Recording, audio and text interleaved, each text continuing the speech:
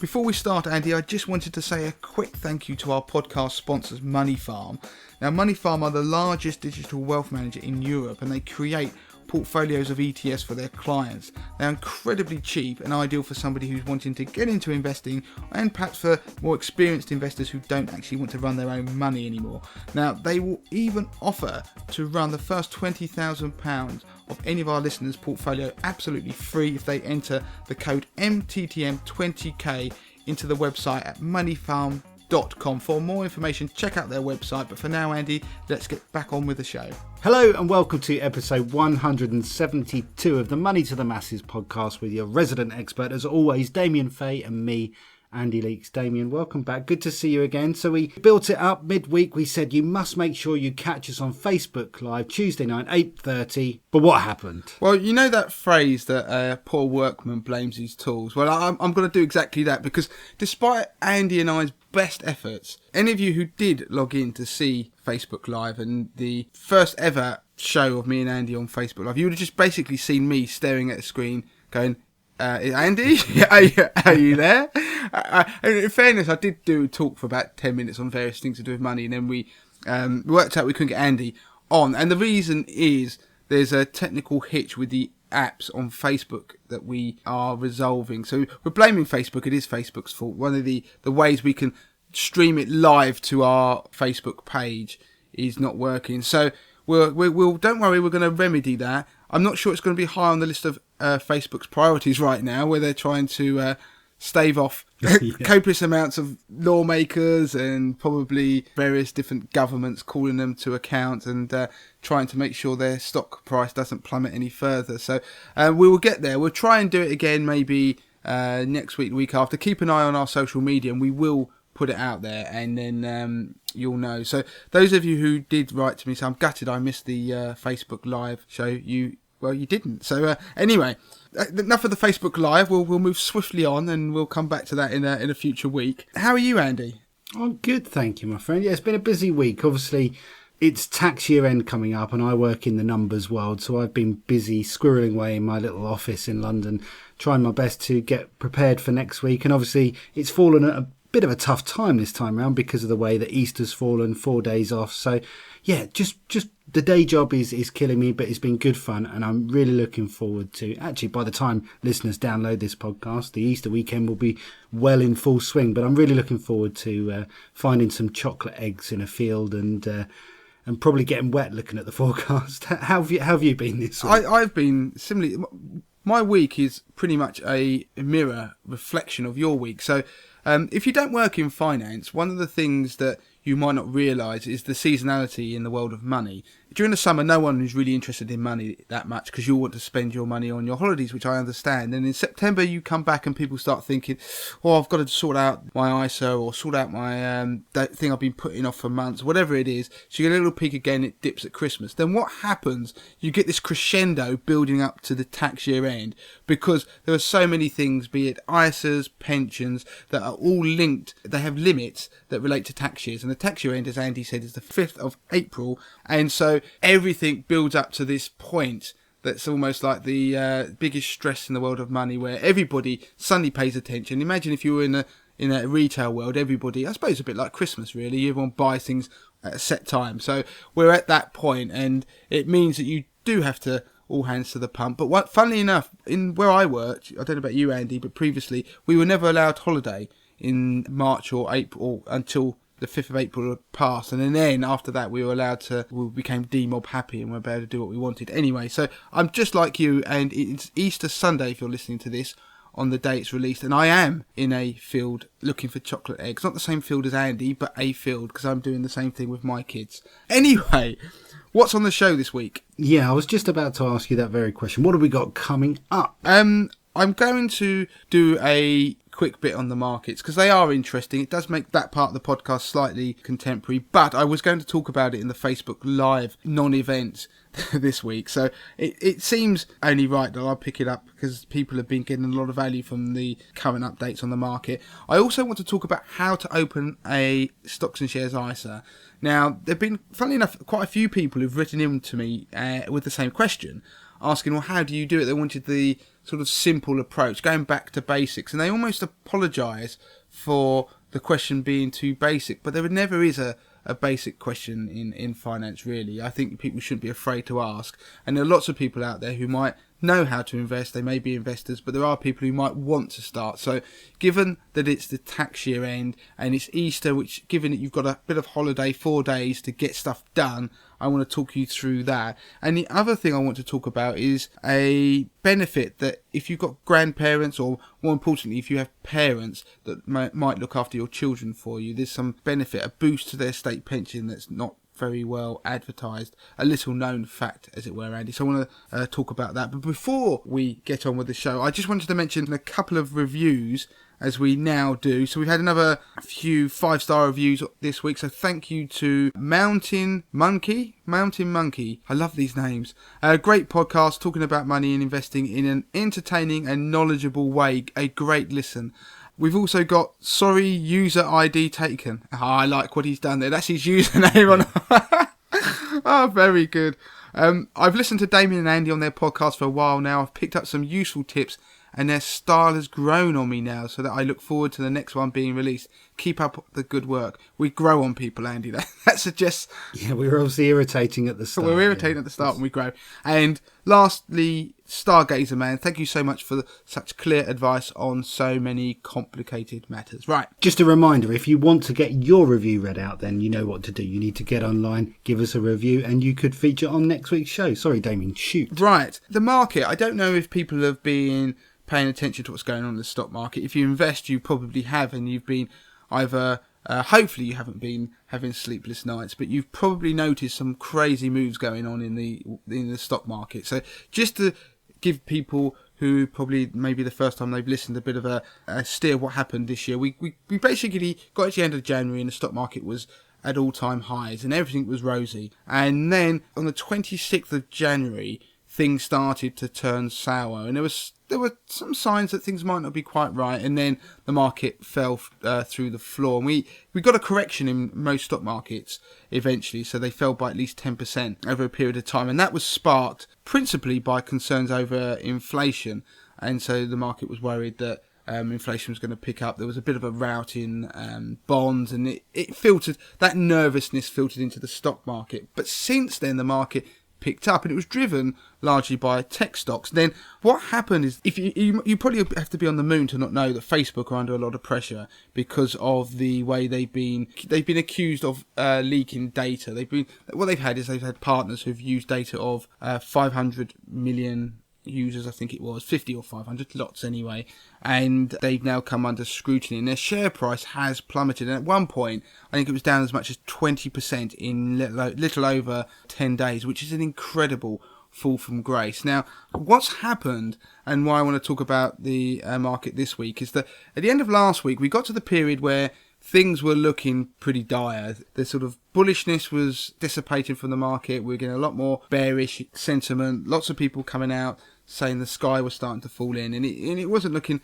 particularly great. Now, that was driven largely by the tech stocks, and now there's this acronym which is FANGS, F-A-N-G-S, which depends who you pick, but it's typically Facebook, Amazon, Netflix, and Google, and they're the sort of big tech stocks, and they account for a large portion of the US stock market. And in fact, tech stocks now account for 25% of the S&P 500, which is one of the main indices in the US. So wherever the US stock market goes, the world stock market follows. And that 25% level, because they've grown so much over the last year, these technology companies, that's why they're at 25% of the market cap for that index. That's a level that hasn't been since the tech boom back in the late 90s and the subsequent dot-com bubble, which is slightly ominous. But what's happened is, as those tech stocks now there's a fear they're coming under scrutiny, or they may have regulation placed on them, the way they use our data, they have collapsed. And as a result, they've just dragged the stock market down with them. Because in the last year, that stellar rally we've seen has largely been driven by the technology stocks. And so, as goes, you can pick whatever you want, but typically as goes Apple, so goes the stock market. Could be as goes Amazon, so goes the stock market. There's been that kind of close correlation. Now, by the time you've heard this, there's probably been something that's changed. Amazon are coming under fire from Donald Trump. He doesn't like them. Obviously, Facebook are coming under scrutiny. And what's happened is that the market got so close to a very crucial support line that we talk about support lines, don't we, Andy, in previous podcasts, where there are levels in a stock market that typically, if the market heads towards, they might bounce off. So it's to do with market behaviour and the people who are in the market and retracement levels. Just think of it as a line which, if it breaks down below, then the market will fall lower. There's support and resistance lines in the stock market. So I'll give you an example. On the FTSE 100, 7,000 is a key one. Now 7,000, if we drop below that, is a sign it's probably going to go even further downwards. If you stay above that, then you're more likely to be able to hold on to the level of the stock market, and it may be able to build momentum to push higher. Now, in America, it looked like the bottom was falling completely out of the market, and at the end of Friday, just over a week ago, then the market bounced off the 200-day moving average. Now, that's the average price point over 200 days. So it bounced off that, and that was a key level that a lot of algorithmic trading, a lot of human traders, they focus on. They obsess about it. If you look at Bloomberg, they obsess about it because it's got a long enough time frame, 200 days, to be used as a general trend indicator. And if the stock market line, if you draw it on a graph, goes through that average 200-day line, then it shows that, or often suggests that more negativity will come. So what happened is it bounced off that, and I don't know if people who've been listening to the podcast will remember when we were talking in February, is the worst over, what could the market do? I talked about how it was very unlikely that a market would just drop in a V and bounce straight up. What tends to happen if a stock market falls, you see an index fall, it will hit a level where people start to buy back in. So these support levels, that's the level when people go, it's cheap enough now, it's exciting enough, I'm going back in.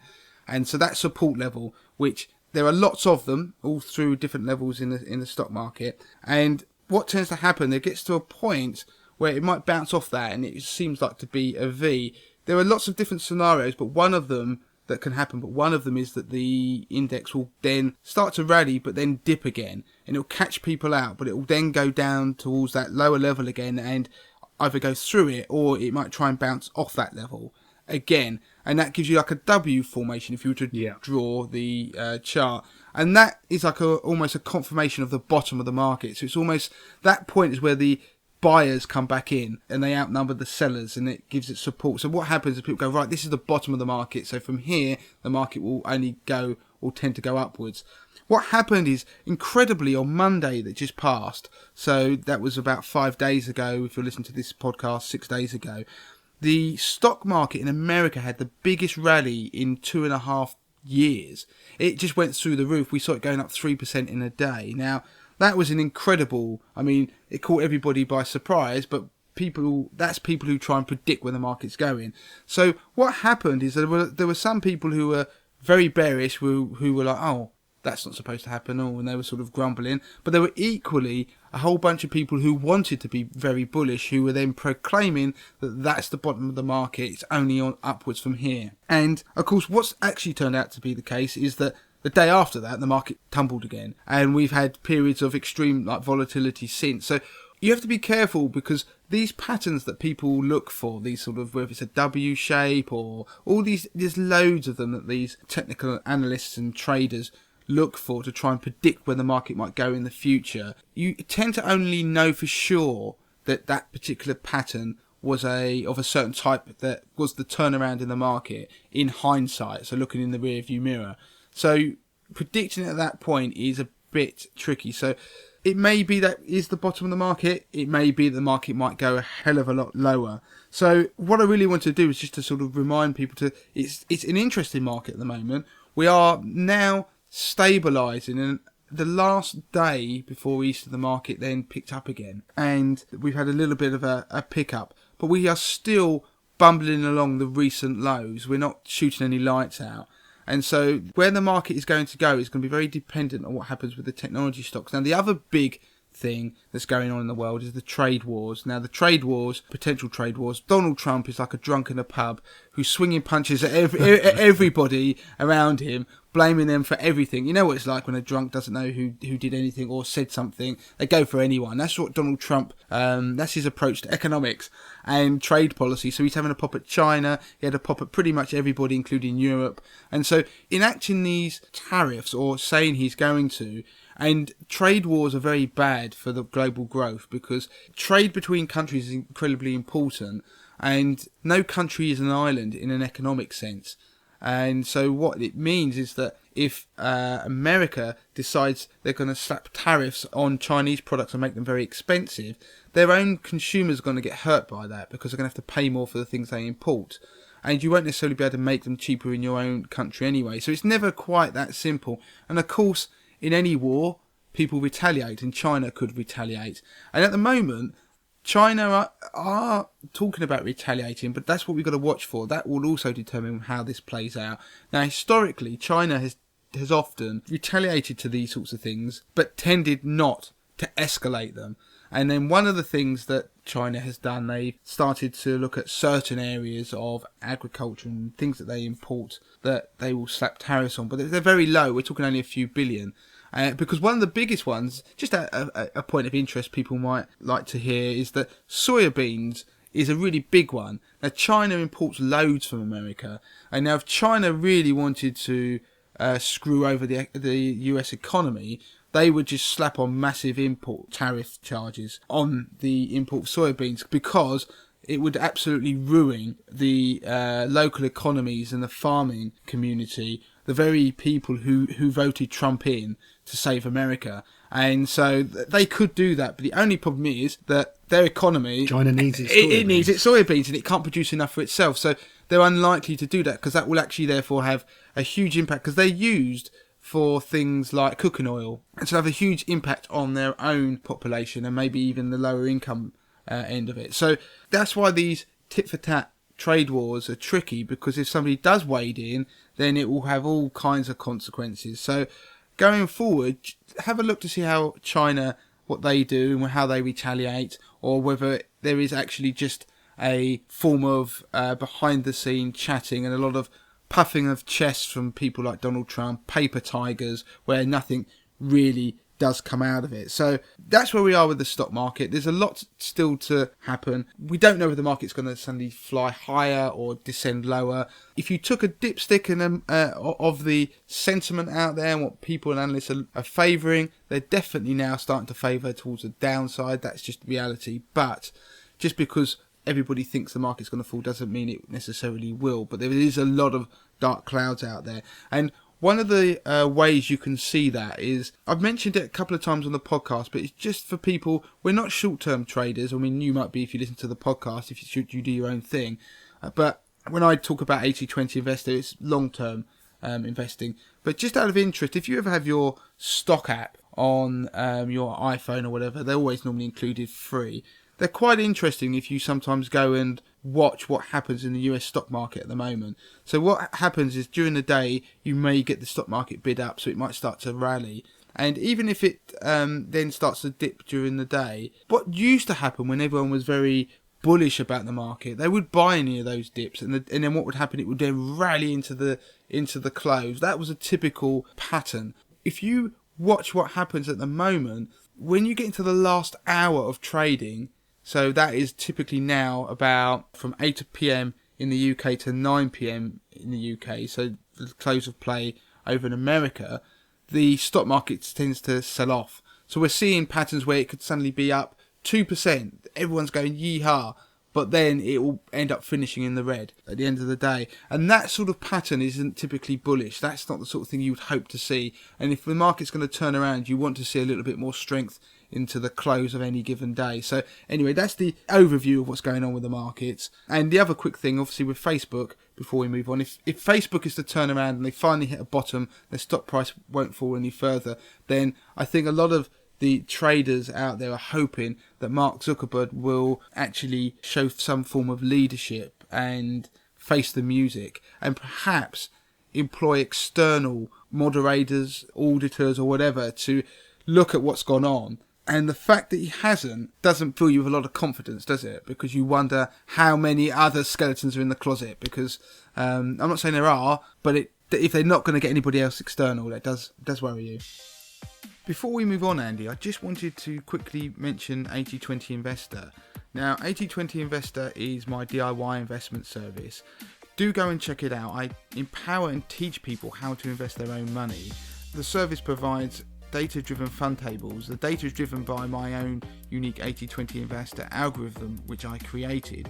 You also get stop-loss alerts, you get research articles and insight, you get market commentaries, monthly commentaries, and DIY investment lessons, but you also get access to my £50,000 portfolio, which is a portfolio of my own money, which I run live on the site for members to see, and it shows people how I use the service to maximise my returns. And in the first 2 years of doing so, I turned £50,000 into £59,500, which is a 19% return, beating investment managers, professional fund managers, financial advisors, investment banks, passive trackers in the market. So everybody can have a free 30-day trial of 80/20 Investor, and you can claim that by going to moneytothemasses.com and going and clicking on the 80/20 Investor hyperlink at the top of the page. So go and try the service. Let me know what you think of it, and I know from the feedback that you're going to love it. But for now, on with the show.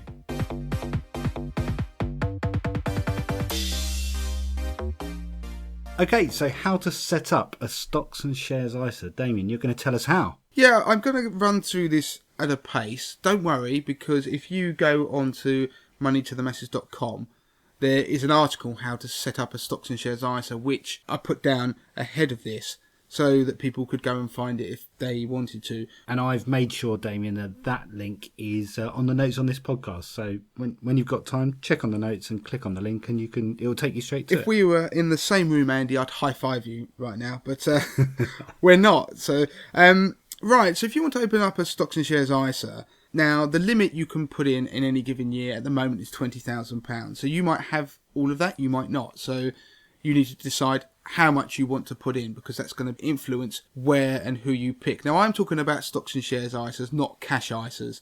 So if you want to access your money within the next 5 years, you need to be in cash. So go look at cash ISAs. We have a best buy table on the website if you want to look, but also you can use any old comparison site. So you've got a £20,000 allowance that you can split across the different types of investment ISAs. So stocks and shares ISAs, lifetime ISAs, innovative finance ISAs. Now they're the ISAs that basically are peer-to-peer savings accounts wrapped up into an ISA. So you decide you want to have a stocks and shares ISA. You're happy with the fact that you're going to invest for 5 years. You also need to decide if you want to consolidate previous year's tax ISAs, because you can do that. You could put them all into one pot if you wish. You don't have to. If you're going to do that, you need to check that the provider allows transfers in. I think pretty much every stocks and shares ISA will do. If you're going to move a current year stocks and shares ISAs, you have to move the whole amount that's been invested. You can't just move part of it. You can move part of a previous one. So you're at the point now where you go, right, I know what I want to invest. The next stage you need to decide is it DIY or GSI? So do it yourself or get someone in. When I say get someone in, I'm talking about robo-advice. So where you can buy and forget. You give somebody the money, the stocks and shares ISA then is invested, and the company makes all the investment decisions for you. Because the stocks and shares ISA is just a wrapper. It's just an account. But what goes on inside it is what the investment company can do. So there are well-known ones. There's Money Farm, who sponsor this podcast at the moment. There's Nutmeg. I did go back and review all of those in the last week, which is quite interesting. Nutmeg also do a pension, that's on the side. Money Farm are just launching one, but Nutmeg have had one for a while. There are others like Simple, that's another one, that's from Canada. Money Farm were originally from Italy. Now, I looked at the performance of the different portfolios for Money Farm and Nutmeg. Now, they're the two main players in the market. They've been around the longest.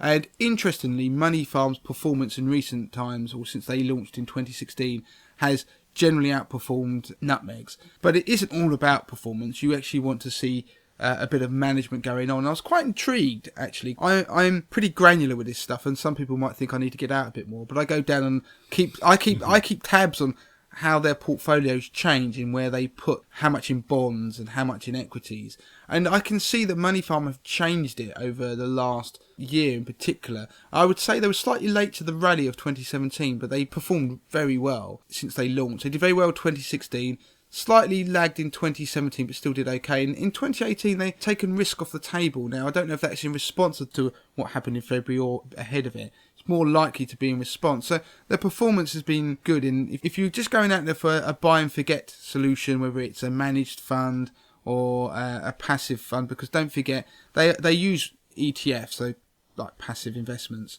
you'd be probably hard pushed to find something that would beat it convincingly, if at all, given how much they manage risk. So I've been quite surprised about that. If you're going down the DIY route, that means you need a platform. So you need somebody like Hargreaves Lansdown, you need somebody like Fidelity, although their website has been absolutely dire. Hargreaves Lansdown is one of the most popular. If you have huge portfolios, Interactive Investor is a good one because they have a fixed fee rather than a percentage based on your assets. And then you would pick one of those, so we'll say Hargreaves Lansdown just because it's the most popular and biggest in the UK. And then they are the provider where you have an account, a stocks and shares ISA account, and then you choose what goes in that box. And when you are choosing a platform, there are things you have to look out for. I mean, the breadth of investments, if you're wanting to do something quite esoteric, some crazy stuff, currencies or whatever, only certain people will do it. Hargreaves have a really broad range, but if you're after unit trusts, investment trusts, ETFs, make a decision and see if they hold them. Hargreaves holds pretty much everything. Look at the charges, so platform charges, fund charges, generally charges to switch funds. Do they charge on unit trusts? Many don't, but some do. Do they charge on a switch? Do they count a switch as a sell and a buy instruction, so therefore apply two charges? Look out for bid-offer spreads on their funds. And if there's transfer fees, look out for fees on the way in, and also if you decide to leave them, transfer fees on the way out and the way they work. Once you've picked your platform, we actually have if you go on our website, we analysed all of the platforms out there and we look at the cost, so you can look at how much your portfolio you've got. To say you had 50 grand, you could just look and see which would be the cheapest. So go and have a look at that on the website. You'll find it easy enough.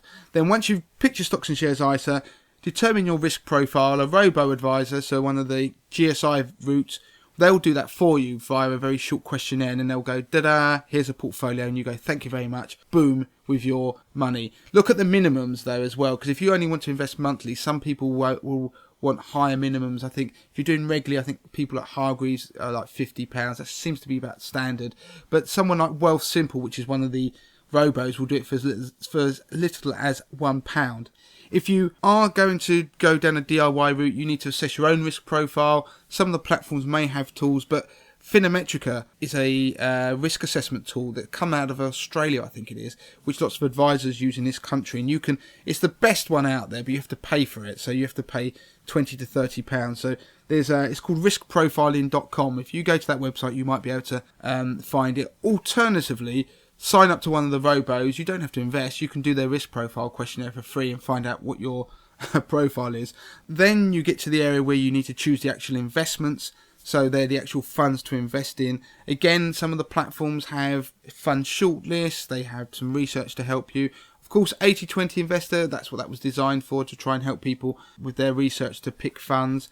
And the final thing I would just throw out there is, of course, if you're just looking to buy passive funds and just trackers, etc., then do have a look at Vanguard Investor, because it's the cheapest way to do it. But that is your thing, you just want to buy the market. So there you go, Andy. I think that was a quick roundup of how to buy a stocks and shares ISA. Once you've obviously set it up, make sure you look at the account settings. So if you want to have things emailed to you, that's another thing. And some of them do stop losses in terms of shares or fund alerts and stuff like that. So set up that. So that is the quick fire route. Look at the article on the site if you want more information. Yeah, I do really recommend the article on the site, because I did exactly that. This is a new article, so it's fresh for this year. Damien's written some new stuff on there. I followed Damien's advice last time, and he even provided some excellent links on there which can really help you steer you into the right place. So yeah, do check it out. Yeah, all those things I mentioned, the links are in that article. So yeah, on to the very last thing. I'm conscious of the time now. National Insurance Credit, Andy. Now, this is quite interesting because a lot of people won't know this. passed me completely by. I wasn't aware. But, you know, if a parent gives up work and they look after a child under 12, they can get national insurance credits for the period of time that they are not at work. So when you pay national insurance, it gives you a credit for your state pension. So when you get to state pension age, they look at how many years of national insurance credits have you got, and then if you've got the sufficient amount, you'll get the full state pension. That's the general ethos. Now, what a lot of people don't realise is that if a parent returns to work and a relative then takes over that child caring role, now we're talking like, for example, a grandparent, then they can actually claim national insurance credits themselves. Now, to qualify for, it's called the grandparents credit, that's the sort of generic name, but it's a national insurance credit. The relative needs to be of working age, so that would, although they don't broadly say what that is, that would be, you've got to be below your state pension age, more than likely, and they've got to be caring for a child in question. Now, the research that I've seen suggests that there are tens of thousands of grandparents missing out on claiming these national insurance contributions that could be worth an extra £230 a year when they retire.